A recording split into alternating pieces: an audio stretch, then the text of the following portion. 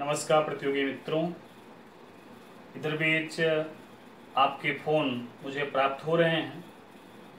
उस पर जाने से पहले मैं आपको यूपीपीसीएस मेंस 2018 के लिए हार्दिक बधाई और शुभकामनाएं देता हूं।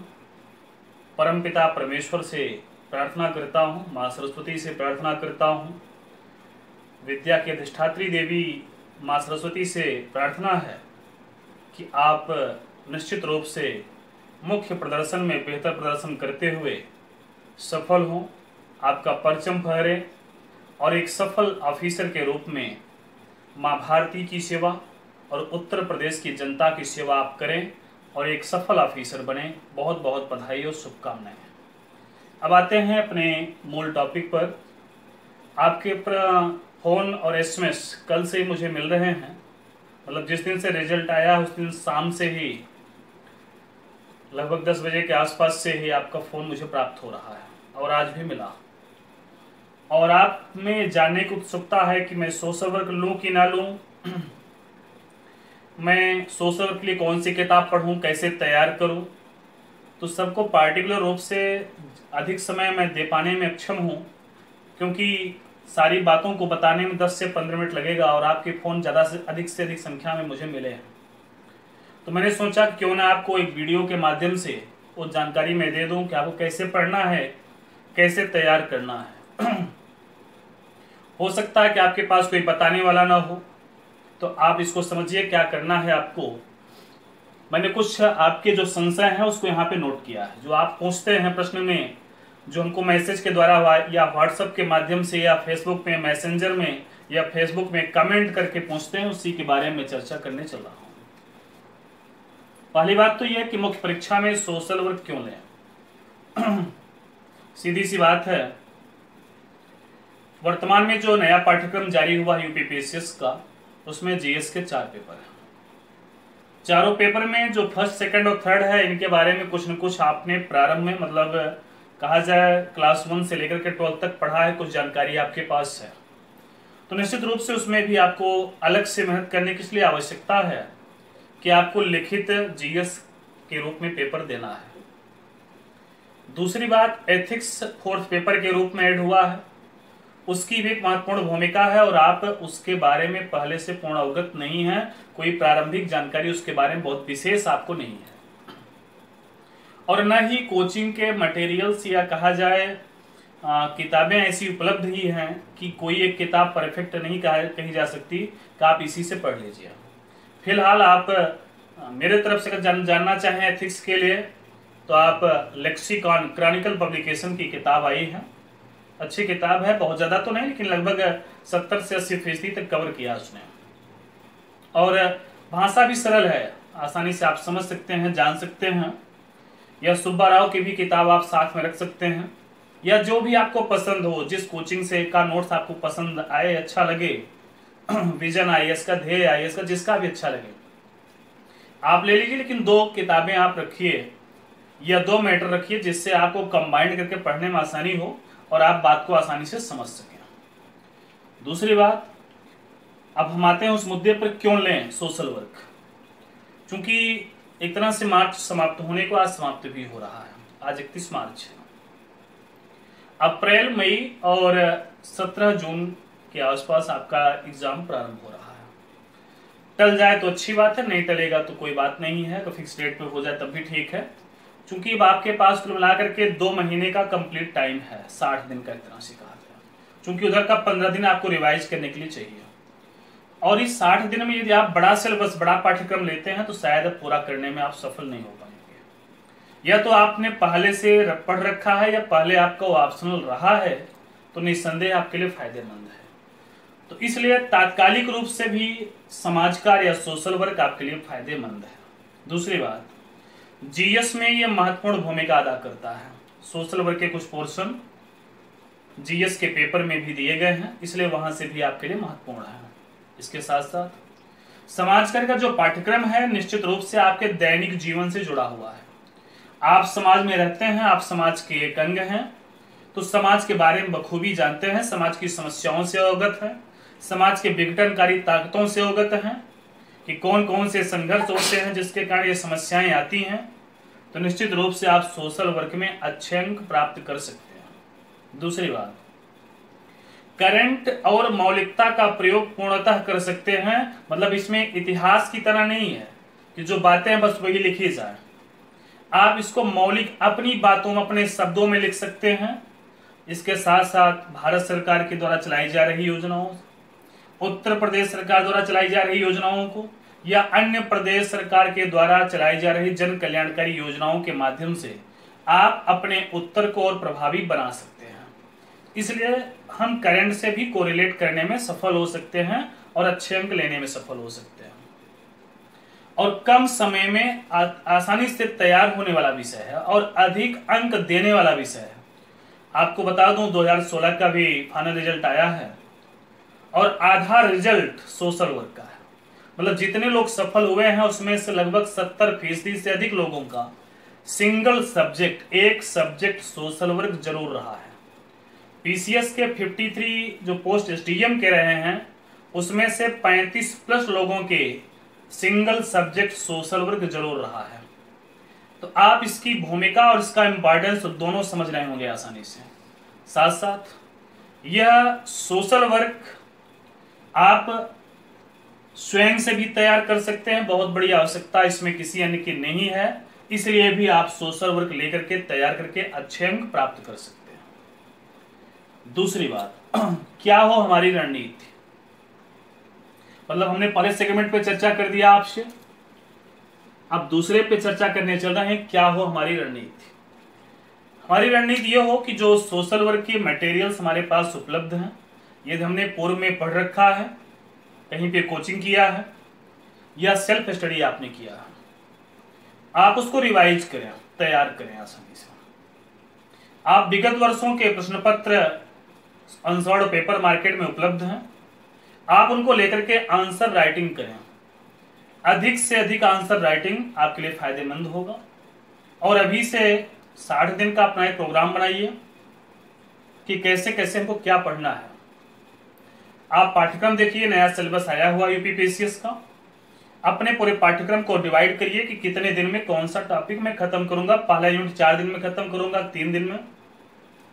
जिस हिसाब से आपकी रणनीति हो, आपका हिस्सा हो, आपकी सोच हो, उस हिसाब से उसको फिक्स करिए और उस पर अपना एक एक्शन प्लान बनाते हुए कार्य करिए। क्योंकि रेगुलर आपको वर्क करने की जरूरत है, रेगुलर आपको आंसर राइटिंग करने की जरूरत है। क्योंकि अब सिंगल सब्जेक्ट है, इसलिए इसका इंपॉर्टेंस अब घटा नहीं बल्कि बढ़ गया है। इसलिए ये प्रयास हो कि अधिक से अधिक उत्तर लेखन हो, अधिक से अधिक सोच विचारा जाए, उस पर सोचा जाए। और जो हमारे करंट की पत्र पत्रिकाएं हैं योजनाओं से जुड़ी हुई, उनको कोरिलेट करना सीखें कि कैसे किस प्रॉब्लम में, किस प्रणाली में हम कौन सा योजना आसानी से समझा सकते हैं, बता सकते हैं। और उन योजनाओं पर और साथ साथ समाचार की प्रणालियों पर, प्रक्रियाओं पर एक व्यापक और अच्छी पकड़ आपकी बन जाए। सभी टॉपिक पर एक व्यू आपके दिमाग में तैयार हो जाए। डेफिनेशन वगैरह आप आसानी से 2 पेज 3 पेज में सारे जो इंपॉर्टेंट डेफिनेशन है, मैक्सिमम 3 मिनिमम 2 हर टॉपिक से डेफिनेशन तैयार कर लीजिए। उनको लिखने पर और थिंकर का नाम लिखने पर आपको अच्छे अंक मिलते हैं, तो थिंकर का नाम जरूर तैयार करिए। और जब थिंकर का नाम लिख दीजिए तो डेफिनेशन उन्हीं की होनी चाहिए। अब दूसरे के डेफिनेशन लिखकर दूसरे का थिंकर का नाम लिखने पर गलत प्रभाव पड़ेगा। यदि आपको एग्जाम में नाम भूल रहा है तो प्रसिद्ध विचारक के अनुसार, प्रसिद्ध समाजशास्त्री के अनुसार करके आप लिख सकते हैं। लेकिन यदि आप गलत थिंकर का नाम लिख देंगे, डेफिनेशन किसी और की, तो थोड़ा सा बुरा प्रभाव पड़ जाएगा। क्योंकि डेफिनेशन मोस्टली जो कॉपी चेक करने वाले होते हैं उनको याद रहता है, इसलिए उसमें आप बहुत भ्रमात्मक स्थिति मत बनाइएगा। हाँ, कहीं विशेषताओं की बात आए तो आप 3-4 थिंकर का नाम लिख करके बता सकते हैं, इनके और इनके अनुसार निम्नलिखित विशेषताएं पाई जाती हैं। तब आपकी बात चल जाएगी, खप जाएगी आसानी से। मतलब आप तैयार करिए, डेफिनेशन पे फोकस करिए, सिद्धांत पर फोकस करिए, उनकी जो प्रक्रिया है उस पर फोकस करिए, मूल्य अवश्य तैयार हो, दर्शन तैयार हो आपको, तो निश्चित रूप से सोशल वर्क आपको तैयार है। मतलब डिफिनीशन, सिद्धांत, मूल्य, दर्शन और प्रणालियां, अगर ये 5 सेक्शन आपका मजबूत है तो सोशल वर्क में कैसा भी प्रश्न दे घुमा करके, इधर उधर करके आप उत्तर लिखने में सफल होंगे। और यही इसका की पॉइंट है, यही इसकी ताकत है। तो यह आपकी रणनीति हो कि जरूर तैयार हो आपको। कौन सी पुस्तक पढ़ें, बहुत लोगों के मैसेज। देखिए कुछ किताब तो मैं आपको बता दे रहा हूं, और बाकी जो आपको पसंद हो उससे पढ़िएगा। कोई जरूरी नहीं जो मेरी पसंद है वही अच्छी हो, लेकिन जो मुझे अच्छा लगा वो मैं आपको बता रहा हूं। आप बालेश्वर पांडे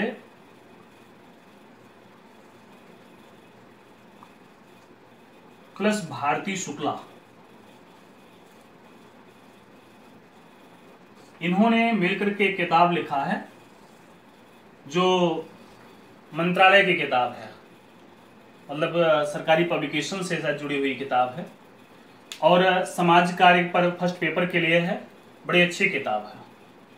इसके साथ साथ अगर आप पढ़ना चाहें तो आप सुरेंद्र सिंह पीडी मिश्र ले सकते हैं, पतली सी किताब है, इनिशियल प्रारंभिक दौर में अच्छी किताब है।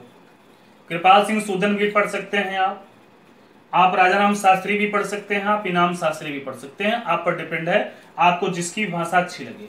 लेकिन ये इसलिए अच्छी है कि ये एक तो भारत सरकार के मंत्रालय से जुड़ी हुई किताब है, दूसरी बात बालेश्वर पांडे ही मोस्टली जो पेपर मेंटेन होता है उनकी भाषा, पेपर की जो भाषा है इनकी किताब से, बालेश्वर पांडे की किताब के लैंग्वेज से मिलती जुलती है, इसलिए भाषा का भी आपको ज़्यादा दिक्कत नहीं होगी पेपर पढ़ने पर।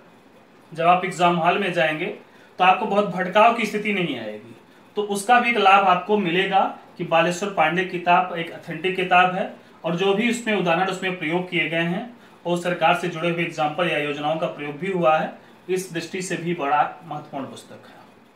और इसके साथ साथ मैंने आपको राइटरों की किताबें भी बता दिया है कि आप जिसको भी चाहें पढ़ सकते हैं। कुछ लोगों के मैसेज आए कि सर आपकी किताब, तो मेरी भी किताब मार्केट में उपलब्ध है, और आपकी जानकारी के लिए बता दूं कि मेरी पुस्तक का विमोचन पिछले वर्ष 2018 में 13 अप्रैल को महामहिम राज्यपाल उत्तर प्रदेश श्री राम नाईक जी ने किया है, और उनके द्वारा प्रशंसित विमोचित पुस्तक है। डायग्राम मेथड पर है, लेकिन वो आपको तभी अच्छे समझ में आएगा जब आपकी अच्छे से पकड़ हो टॉपिक पर, मतलब वो एग्जाम पॉइंट ऑफ व्यू से बहुत ही अच्छी किताब है। लेकिन ध्यान रहे कि पुराने पाठ्यक्रम पे ही, अभी नए पाठ्यक्रम मेरी पुस्तक नहीं आई है, इसलिए आप अगर उसको लीजिए तो बालेश्वर पांडे भारती शुक्ला के साथ कंबाइंड करके पढ़ेंगे तो आपको, हमको लगता है पूरा टॉपिक कवर हो जाएगा। केवल फर्स्ट पेपर की किताब मेरी मार्केट में उपलब्ध है, बाकी सेकंड पेपर अभी आया नहीं है, वो इस मेंस के बाद ही आएगा। इसके बाद एथिक्स और mains social work second paper दोनों के लिए किताब आएगी। दूसरी बात, सेकंड पेपर के लिए भी आपका कई बार प्रश्न आता है, कई बार मैसेज आता है, तो सेकंड पेपर के लिए आप 2 किताब है। एक है TMH पब्लिकेशन का संगीता तेज पांडे,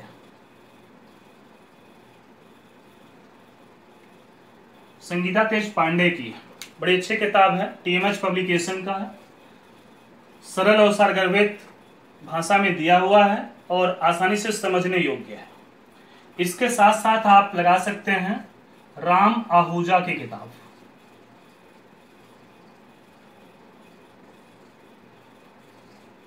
ये दोनों लगा देंगे आप, मतलब संगीता तेज पांडे और राम आहूजा, तो हमें लगता है कि आपके पाठ्यक्रम का लगभग 95% कवर हो जाएगा बहुत आसानी से।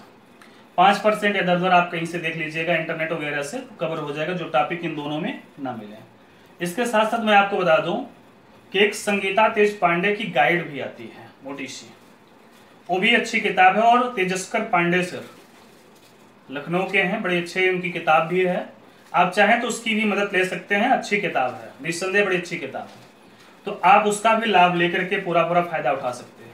और बालेश्वर पांडे और तेजस्कर पांडे सर भी मिलकर के किताब लिखे हैं, तो अगर आपके आसपास उपलब्ध है तो उसका लाभ उठाइए। मतलब यदि आपके पास जो भी उपलब्ध है आपको अच्छा लगे, मेरा दबाव नहीं है, जो आपको अच्छा लगे उससे आप तैयारी करें, और ये दोनों ही पर्याप्त हैं, मतलब इनके माध्यम से आप आसानी से सोशल वर्क तैयार कर सकते हैं। दूसरी बात, निबंध और सामान्य अध्ययन में इसका लाभ कैसे मिलेगा, क्योंकि सोशल वर्क का सेकंड पेपर अप्लाइड है, बेरोजगारी, भिक्षावृत्ति, वेश्यावृत्ति, आत्महत्या, एड्स, इस तरह से तमाम सामाजिक समस्याओं का उसमें चर्चा है, नगरीय विकास, ग्रामीण विकास, तो युवा कल्याण, बाल कल्याण, कहीं न कहीं वो हमारे निबंध से भी जुड़ करके आता है, क्योंकि सोशल प्रॉब्लम से एक निबंध आता जरूर है। यदि हम सोशल वर्क सब्जेक्ट लेते हैं तो एक फायदा तो हमें ये मिलता है कि निबंध हमारा एक आसानी से तैयार हो जाता है बिना कहीं इधर उधर भटके हुए। दूसरी बात, सामान्य अध्ययन में भी हमारे कुछ सामाजिक मुद्दे, सामाजिक न्याय, सामाजिक विमर्श जुड़ा हुआ है। तो निश्चित रूप से यदि आप सोशल वर्क का फर्स्ट सेकंड पेपर पढ़ते हैं तो उन मुद्दों पर बहुत अच्छा और विश्लेषणात्मक ढंग से उत्तर लिखने में आप सफल होंगे।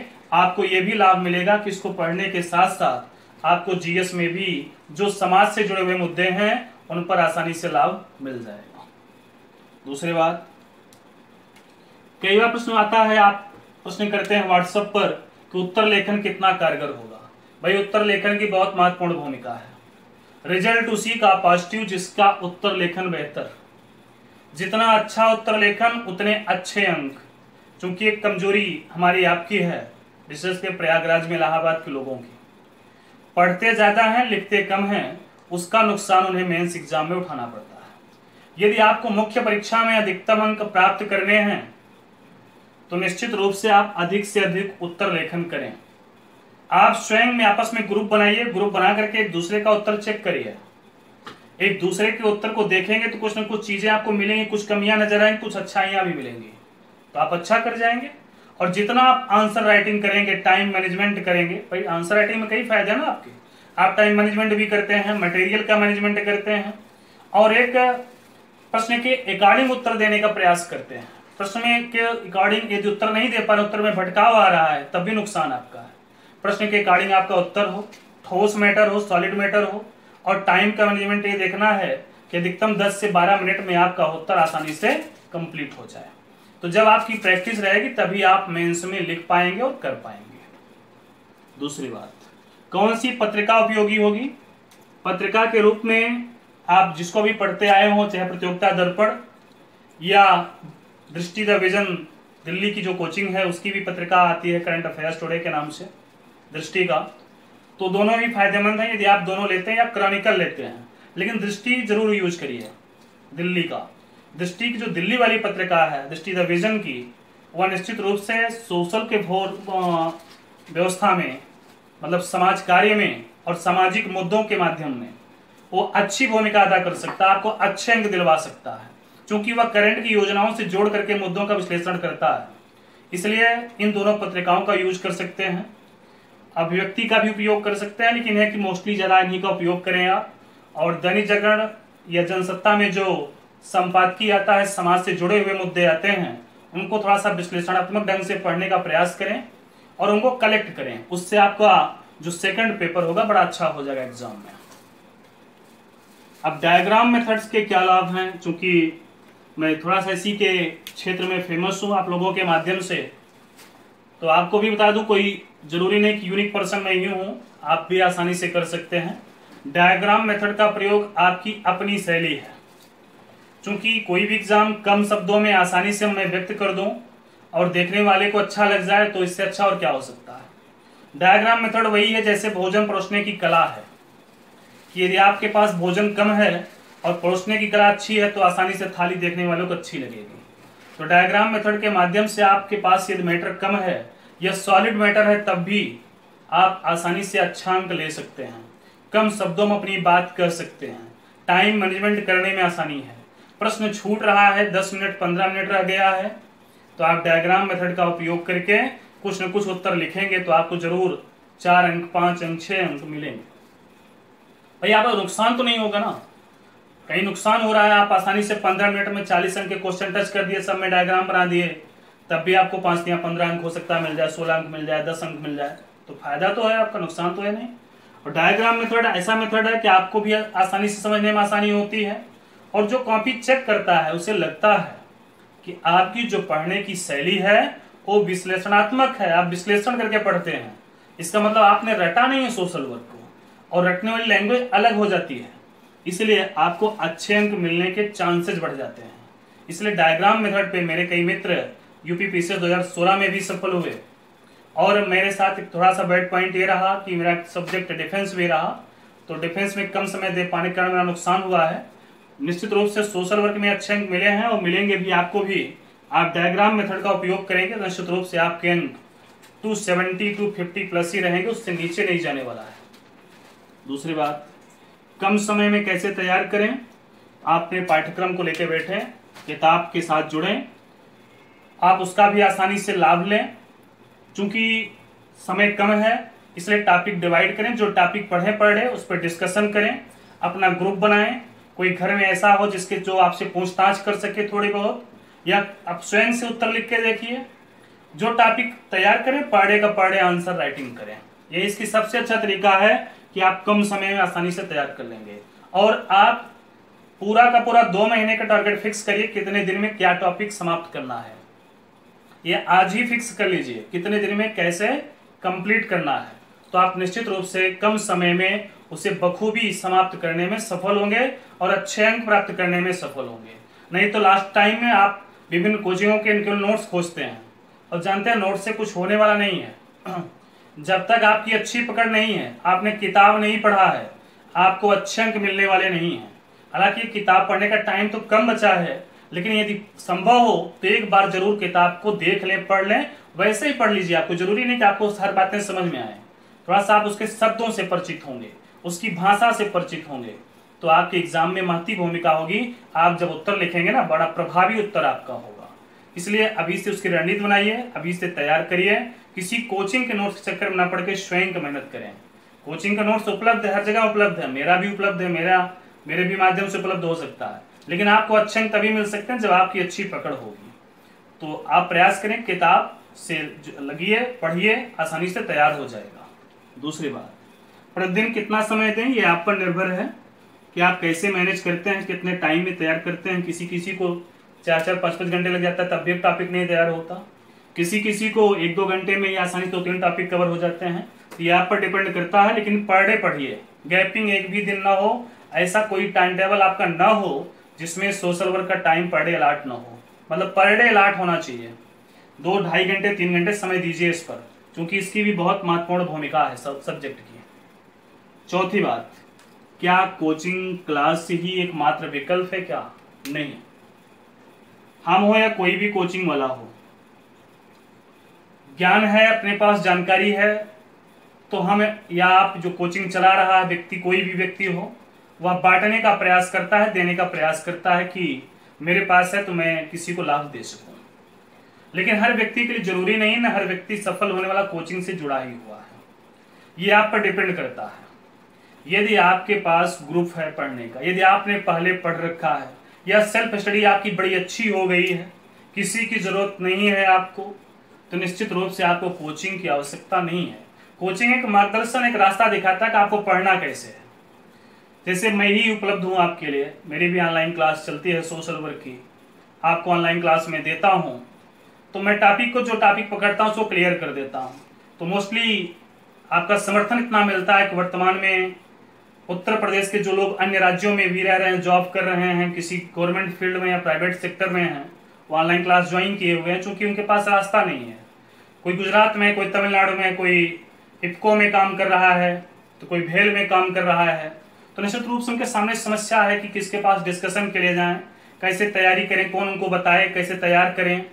तो उन्होंने मेरे माध्यम से क्लास ज्वाइन कर लिया, तो मेरा उनको मार्गदर्शन मिल रहा है। कोई जरूरी नहीं कि आप कोचिंग करें तभी आप तैयार कर पाएंगे, तभी आप मेंस दे पाएंगे, तभी अच्छे अंक प्राप्त कर पाएंगे। यदि आपको लगता है कि नहीं मुझे गाइडेंस की आवश्यकता है, तो जहां आपको अच्छा लगे, जो ट्यूटर आपको अच्छा लगे, जो कोचिंग पढ़ाने वाला अच्छा लगे, उससे आप मार्गदर्शन लीजिए। या आपके घर परिवार में, सगे संबंधियों में, या कोई मित्र ऐसा हो या कोई सीनियर ऐसा हो जो गाइड कर सके किसमें क्या लिखना है, कितना उत्तर लिखना है, कौन सी बातें हैं। कोई टॉपिक कठिन लग रहा हो, आपको बता सके, समझा सके, आपका संपूर्ण मार्गदर्शन कर सके, और आपकी जरूरत पर, आपकी आवश्यकता पर वह उपलब्ध हो सके, और निश्चित रूप से उसका मार्गदर्शन इतना बेहतर हो कि आपको अच्छे अंक प्राप्त हो सके। और ये माँ शारदा का आशीर्वाद है, माँ सरस्वती का, कि आपके लोगों के समर्थन के माध्यम से मेरी किताब सांख्यिकी की भी, जो प्रवारिका पब्लिकेशन से प्रकाशित हुई थी, आपके बीच बड़ी चर्चित रही। और इस यूपीपीसीएस 2016 के फाइनल रिजल्ट में मेरे खुद के पढ़ाए हुए 43 लड़के विभिन्न पोस्टों पे, एसडीएम सहित, डिप्टी एसपी सहित विभिन्न पोस्टों पे सिलेक्ट हुए हैं। मैं उनको हार्दिक बधाई देता हूं और उनसे निवेदन करता हूं कि वो जहां भी हों, जिस भी तहसील में हो, जिस भी जगह पोस्टेड हो, वो निश्चित रूप से छात्रों का मार्गदर्शन करें, जितना संभव हो सके उतना मार्गदर्शन करें।